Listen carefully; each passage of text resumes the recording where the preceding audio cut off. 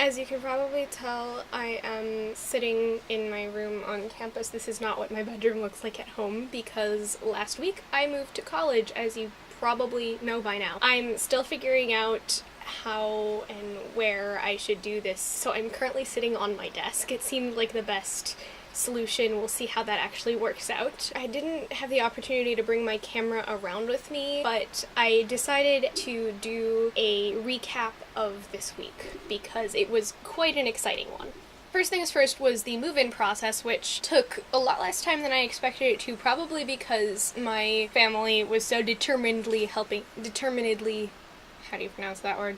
Helping me. During the move-in process, I met my other roommate, Sarah. I think I mentioned that I met one of my two roommates, Abigail, earlier on because she lives in the same city as me. It was cool, they're both really cool, so yeah, we hung out in the room for a little bit, and then our orientation leaders came to pick us up for the beginning of orientation. With our orientation group, over the course of the 3-day, I think, orientation, we went to lots of events of varying relevance to my life, including, but not limited to, the Brandeis Office, a guide to campus living, filmed in the style of a parody of the TV show The Office. An event about drug and alcohol safety that lured me into attendance by purporting to be a Mythbusters event. There were 2 mandatory events about the importance of consent and how to work consent into daily life. And then there was one event that they tried to convince us was mandatory because no one showed up at the beginning. That event, weirdly enough, it was a health and wellness event, and I find this extremely ironic because they forced me to go to an event about health and wellness instead of letting me go back to my dorm and taking care of my headache. At this point, I took a break from the campus festivities to go out into the real world again and go shopping with my friend Mary. I tried to go to this academic advising appointment that I had with an assigned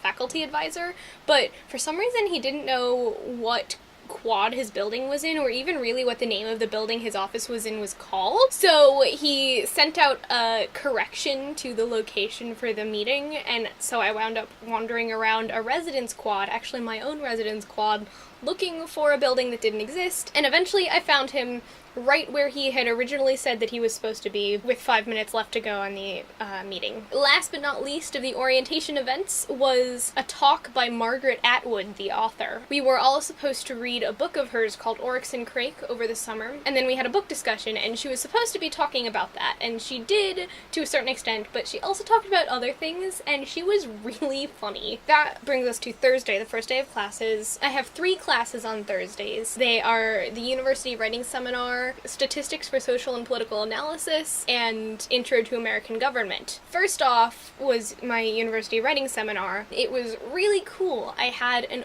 awesome time, and the subject is women and gender in Jewish history, which is so cool. And all we did was introductions and a diagnostic writing, and yet I can already tell I'm gonna like this class a lot. Next was statistics, and it was really interesting. I really like the subject, and I'm looking forward to it, although I'm worried that it might be a little difficult. There was only one other freshman in the entire class. Granted, there were only 8 other people in general in the entire class, but you know. And last but not least, American government.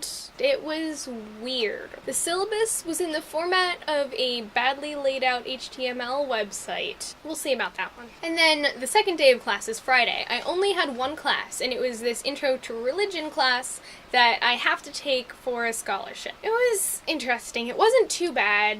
It shouldn't kill me. Although there's this fieldwork requirement that may bring me close to the edge, because, you know, people. Yesterday, Saturday. In the morning, I momentarily lost my key on the way back from the shower, but I found it pretty quickly, after, of course, panicking about it first. And then I spent most of the day doing homework, or at least trying to. And then my aunt and cousins actually picked me up to come join them for dinner. As my cousins are only 5 and 9 years old, they brought me home fairly early so that they could go have bedtime. And so I spent the rest of the evening finishing up some homework, writing the outline for this video that I am now filming, and decorating, as you can see. So that's a wrap. I hope you enjoyed this video. Please feel free to subscribe if you want to see more like it. I hope you are having a beautiful Sunday, and I'll see you next week. Bye!